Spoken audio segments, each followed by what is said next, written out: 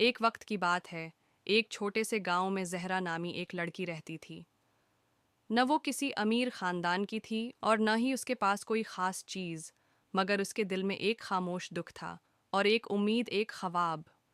وہ خواب کہ کسی دن وہ کسی جادوئی مخلوق سے ملے جو اس کی زندگی کے خالی پن کو خوشیوں سے بھر دے۔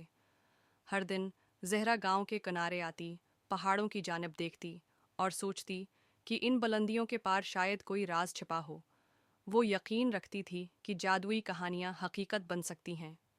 ایک دن کچھ غیر معمولی ہوا۔ جھیل کے کنارے روشنی کی ایک کرن چمک رہی تھی۔ زہرا قریب گئی اور دیکھا، وہاں ایک پری موجود تھی، مگر یہ پری عام پریوں جیسی نہیں تھی۔ یہ پری، جس کا نام ایلیا تھا، کسی جادوئی کہانی کی شہزادی لگتی تھی، مگر اس کی آنکھوں میں اداسی اور شکست کی جھلک تھی۔ زہرا نے ہمت کی اور پوچھا، زہرا، تم کون ہو اور یہاں کیوں ہو؟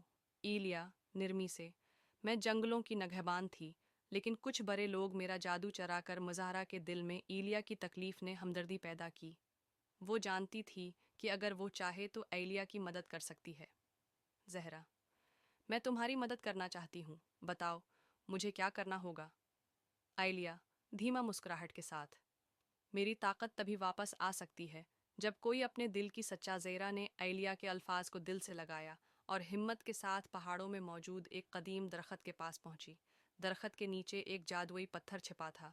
پتھر کو چھوتے ہی ایلیا کی طاقت واپس آ گئی، اس کی آنکھوں میں چمک اور اس کے وجود میں توانائی لوٹ آئی۔ زہرا نے اپنی ہمت اور خلوص کے ذریعے ایلیا کو آزاد کر دیا تھا۔